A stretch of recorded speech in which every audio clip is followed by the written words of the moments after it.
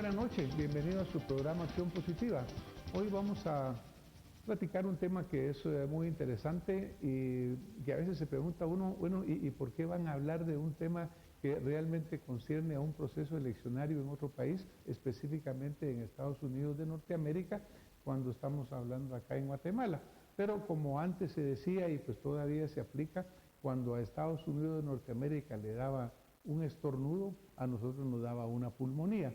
Así que para hablar sobre el proceso eleccionario que está pues a punto de terminar las primarias y ya vendrá el proceso eleccionario en sí entre los candidatos que salgan ganadores de este proceso, me he permitido invitar y nos ha aceptado la invitación el licenciado Roberto Wagner.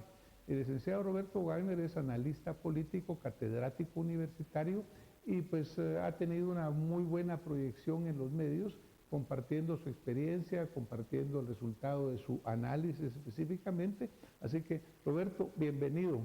Buenas noches, doctor. Acción Es un gusto Positiva. estar aquí. Muchas gracias, Roberto. Ha estado con nosotros en otras oportunidades, lo cual pues nos da mucho gusto compartir hoy esta noche de nuevo. Roberto, yo hacía en mi introducción, decía, bueno, ¿y ustedes que están aquí hablando de las elecciones en Estados Unidos? ¿Por qué son importantes para nosotros los guatemaltecos, los centroamericanos e incluso para el mundo entero lo que pasa en las elecciones de Estados Unidos? Bueno, por muchas cosas, doctor. Realmente, primero, ciertas cuestiones bastante claras y directas, como es nuestro principal socio comercial, por una historia muy estrecha que no siempre ha sido la mejor, ¿no? La relación bilateral entre Estados Unidos y Guatemala, pero particularmente hoy, diría yo, por la cantidad de guatemaltecos que se encuentran en aquel país y que con su trabajo y sus remesas, pues sostienen en buena medida la economía de nuestro país. Tomando en cuenta que la migración es precisamente uno de los temas importantes que se está discutiendo en aquel país, también como asuntos económicos, pues definitivamente van a ser unas elecciones que yo me atrevo a decir que después de las elecciones nacionales son las elecciones que más nos afectan en Guatemala. Bueno, y naturalmente, cuando usted hablaba de la remesa, que por un lado el aspecto económico, por otro lado siempre hemos señalado pues que desafortunadamente lleva este componente de la desintegración familiar, ¿no?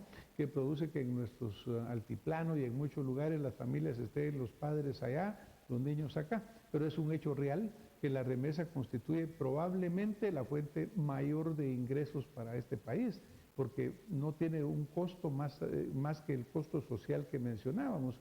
Pero esos inmigrantes cada día mandan más, a pesar de todos los problemas y de todos los retos que allá enfrentan, ellos siguen sosteniendo esta economía.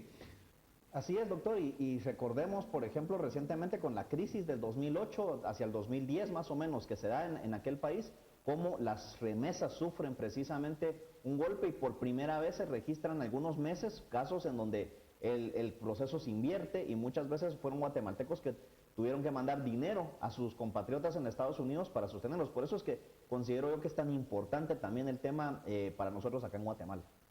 Claro que en este momento, pues estas elecciones han sido, la verdad que muy agitadas, hasta podríamos decir pintorescas en muchos aspectos, y se han visto, diríamos, posiciones muy polarizadas en alguna forma, que han polarizado la visión de los candidatos por un lado, la visión del país por otro. Por ejemplo, si vamos a hablar en el lado demócrata, Roberto, en este momento prácticamente Hillary Clinton es ya por número, por simple matemática, la candidata del Partido Demócrata. Nos llamaba la atención y comentábamos con Roberto antes de entrar aquí a la Cámara que mientras en Latinoamérica, por ejemplo, que siempre nos han tachado por los problemas de la democracia, pues han habido muchas mujeres que han sido presidentas. En un momento determinado, en Argentina, en Chile, en Brasil, al mismo tiempo, 3 mujeres eran presidentas. En Centroamérica, Laura Chinchilla ha sido presidenta. Y esta es la primera vez en toda la historia de la democracia de Estados Unidos que una mujer llega siquiera a ser candidata. ¿Cómo explica esta situación? El conservadurismo de aquel país. Estados Unidos es fundamentalmente un país conservador, un país en el cual, digamos, han habido temas que en su momento fueron muy polémicos. Fue muy polémica la candidatura, bueno, posteriormente la presidencia un poco, pero la candidatura de John F. Kennedy como el primer candidato y el primer presidente católico en los Estados Unidos. Posteriormente la candidatura de Barack Obama, donde nuevamente el primer presidente afroamericano en aquel país, y ahora también nuevamente resulta hasta más polémica lo que puede ser la virtualmente nominación ya casi segura de Hillary Clinton como la candidata a presidenta de Estados Unidos.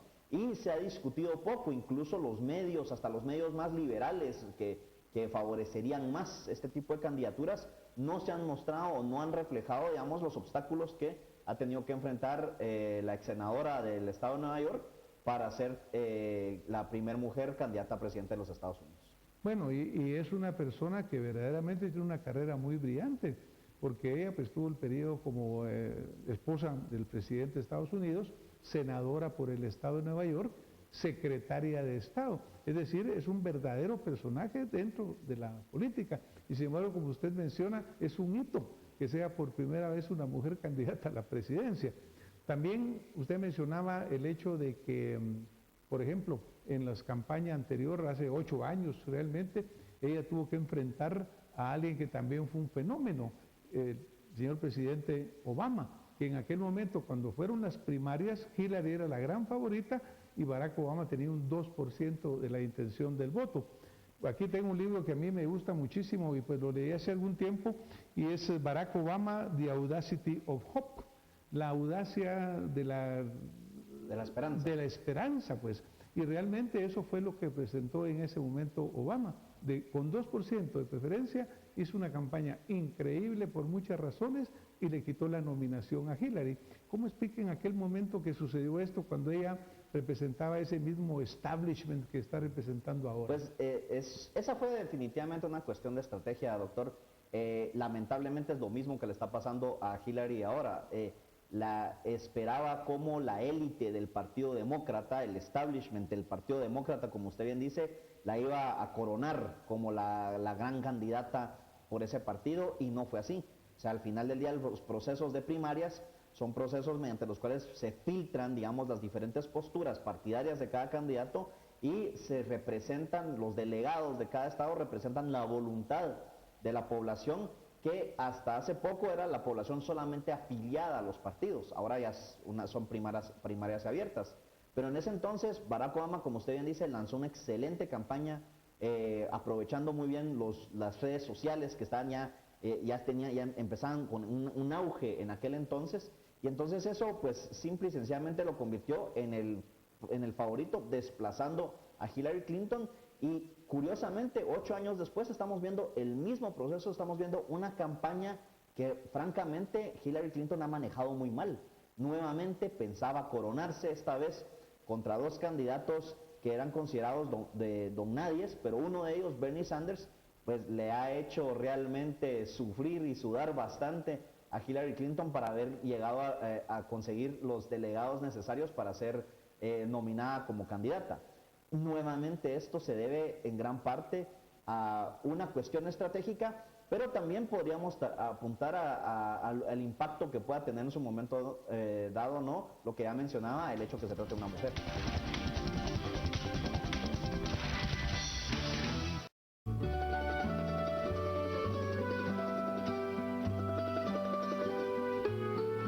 Embutido Santa Lucía, en su mesa todo el día.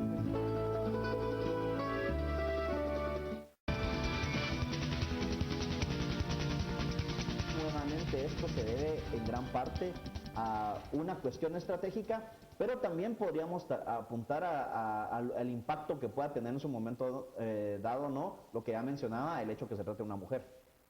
Por ejemplo, Bernie Sanders, un fenómeno que, como usted dice, nadie esperaba, un senador con una carrera ya en el Senado ya por muchos años, pero prácticamente un desconocido a nivel nacional, que de repente saltó. Tengo también un libro muy interesante que tuve la oportunidad de leer y se llama Why Bernie Sanders Matters, ¿por qué importa? ¿De dónde sale? Aquí lo tenemos para que ustedes puedan ver este título, que es muy interesante si lo pudieran leer, porque lo que sucede en el caso de Bernie Sanders es de que realmente trae como que un nuevo pensamiento. Es un hombre ya de edad mayor incluso que lo que es Hillary, y sin embargo ha tocado a la juventud. El voto de por abajo de 30 años ha sido por Bernie Sanders, el voto de mucha mujer demócrata ha sido por Bernie Sanders. Entonces, como que Hillary vuelve a encontrar ese escollo en su carrera. Incluso en este momento que estamos grabando este programa, Bernie Sanders dice: yo voy a seguir hasta llegar a las elecciones, a la convención demócrata, aunque sabe que matemáticamente ya no puede ganar, él continúa. ¿Por qué? Bueno, yo creo que Bernie Sanders refleja o desnuda muchos de los procesos, este proceso que sí es bastante democrático, las primarias, pero el proceso de los delegados y cómo existen, por ejemplo, dentro del Partido Demócrata, superdelegados también, que son personajes dentro del partido, que el mes entrante, estamos a pocas semanas de lo que van a ser las convenciones nacionales de tanto el Partido Demócrata como el Partido Republicano, en donde son aclamados precisamente ya los candidatos, o sea, se oficializa la candidatura, que lo más probable es que sea de Hillary Clinton, pero yo creo que Bernie Sanders lo está haciendo en gran medida para tratar de desnudar esos fallos en el sistema, de cómo es que la candidata favorita, previo a las primarias, ya contaba con el apoyo de varios delegados que al final del día, hasta qué punto reflejan el sentir de la población. Y posteriormente también lo que usted menciona nuevamente, doctor, Bernie Sanders, es interesante cómo viene y ha logrado apropiarse de un nicho electoral que son los jóvenes, la generación de los millennials, como se les llama, que se han volcado masivamente hacia él, y también, digamos, cómo ha venido y ha calado en ciertos sectores que simple y sencillamente no han sentido que Hillary sea realmente la candidata ideal del Partido Demócrata, que es un tema muy interesante. Después de las elecciones en el estado de New Hampshire, un estado muy cercano al estado del cual también Bernie Sanders es senador, Vermont, viene y el 40% de los afiliados al Partido Demócrata consideraban que se necesitaba una mayor intervención estatal, particularmente en los programas sociales y en áreas como salud y educación, que son los dos grandes temas que Bernie Sanders ha promovido. Entonces, vemos en gran medida una insatisfacción, una decepción de parte de muchos de los afiliados al Partido Demócrata con lo que ha sido la segunda administración de Barack Obama, a pesar de su agenda que ha tenido particularmente en salud y no tanto en educación. Y los puntos que ha presentado Bernie Sanders sobre, digamos, bajar las tarifas universitarias, digamos, extender la universalidad educativa, la gratuidad educativa, pues eso le granjeó bastantes seguidores y se ha convertido precisamente más que en una piedra en el zapato para Hillary Clinton, el primer gran obstáculo a superar, y de entrar ya en la próxima carrera contra un posible, lo más seguro que sea Donald Trump, pues Hillary Clinton va a tener que hacer mucho precisamente para no sufrir los mismos problemas que sufrió contra Bernie Sanders. Cuando se habla mucho del establishment, uno de los puntos que Bernie Sanders, que en su momento Barack Obama, cuando era candidato, también señaló, era la parte del financiamiento. Una característica similar de ambas campañas era que, por ejemplo, Obama recibió muchísimo dinero en aportes, cantidades por abajo de $10. Y esto fue también la base de la campaña de Bernie Sanders, porque su fuente de financiamiento no fueron ni las grandes corporaciones ni la organización del partido, sino que él señaló y constantemente hacía la solicitud para que la gente le diera apoyo en cantidades viniendo del ciudadano, no viniendo de la organización. Tan es así que ambos señalaron en su momento, ahora digo ambos porque estoy hablando de Ted Cruz de parte de los republicanos, un poco Marco Rubio también y Bernie Sanders, hablaron mucho de la corrupción de Washington, hablaron mucho de la corrupción en el financiamiento, el hecho de que las grandes empresas, ellos luchan en contra de las grandes empresas porque quieren que la democracia se extienda y que el poder no resida solo en las grandes empresas. ¿Cómo se mira eso en un panorama que ha sido siempre tan diferente? Porque una campaña en Estados Unidos debe costar muchísimos millones de dólares. Así es, la diferencia está en que las campañas primarias en Estados Unidos, digamos, no existen límites cuando se trata de mi persona. Si yo voy a ser un candidato, si yo, Roberto, voy a ser un candidato por el Partido Republicano, pues yo puedo venir y juntar voluntariamente